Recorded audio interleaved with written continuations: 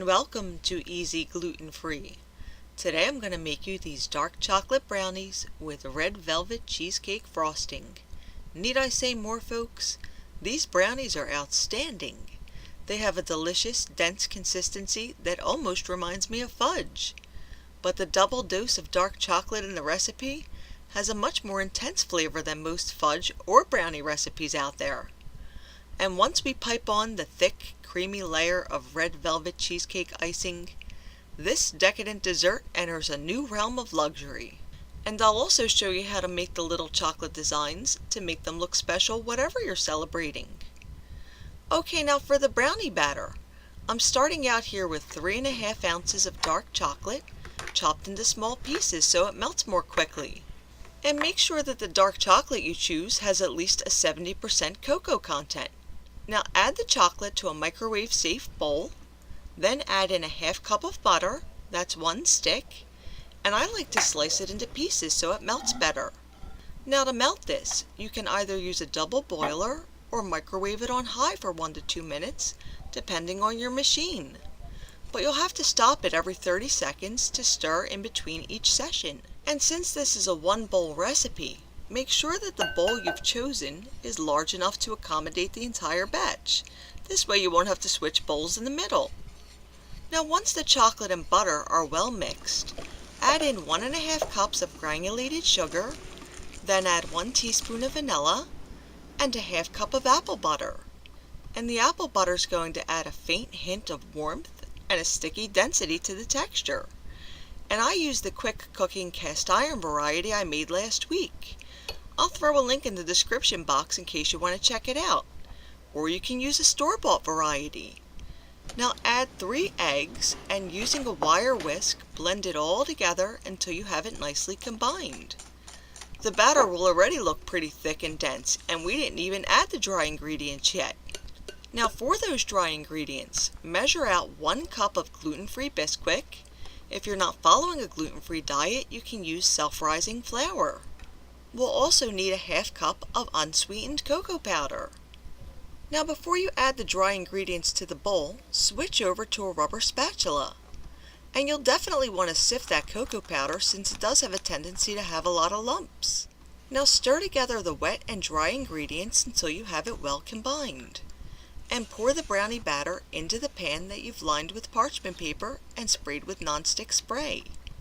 Now spread out the batter across the bottom of the pan and bake them in a preheated 350-degree oven for 35 minutes. When you remove them from the oven, allow them to cool to room temperature before refrigerating to chill completely for a few hours. You'll want to make sure these are really cold to make them easier to get neat slices, which might just be the hardest part of this recipe. I used a serrated knife to slice this batch.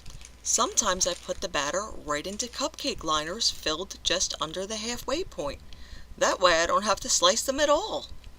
Okay, now to make the decorations, melt about 4 ounces of dark chocolate, then load it into a disposable pastry bag, snip off a tiny corner of the bag, and trace out whatever shapes you want onto a piece of parchment paper. Make sure that you are using dark chocolate and not chocolate chips, which have stabilizers in them to keep them soft. You'd want that in a chocolate chip cookie, but soft chocolate doesn't work so well for decorating. We'll need a chocolate that dries hard, and dark chocolate versus chocolate chips is going to set to a harder consistency. And make sure that you have your parchment paper on a baking tray that can be transferred to the refrigerator for quicker chilling.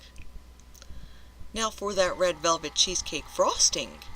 Using a stand mixer with a paddle attachment, cream together 16 ounces of softened cream cheese with a ½ cup of softened butter until they're well combined. Mix in 1 teaspoon of vanilla and 1 tablespoon of sifted unsweetened cocoa powder. And don't skip the sifting process unless of course you think you might like lumps of unsweetened cocoa in your frosting.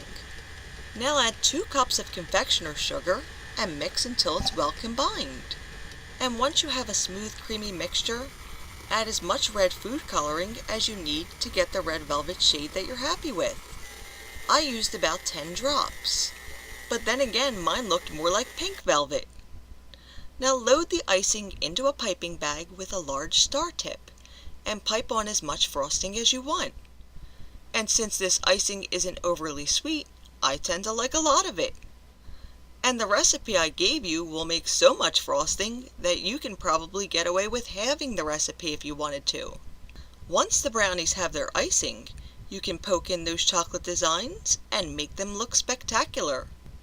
Another nice way to apply the icing is by piping on little shells.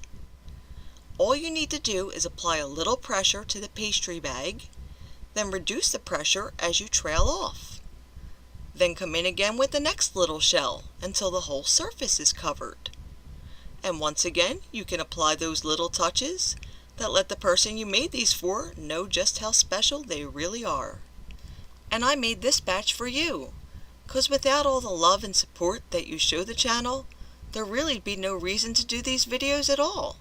So thanks for all the love, and if you have some free time, make a batch of these decadent brownies for someone that you love. And if you want to print a copy of today's recipe, you can visit my blog in the link below. And for brand new recipes each and every week, don't forget to subscribe.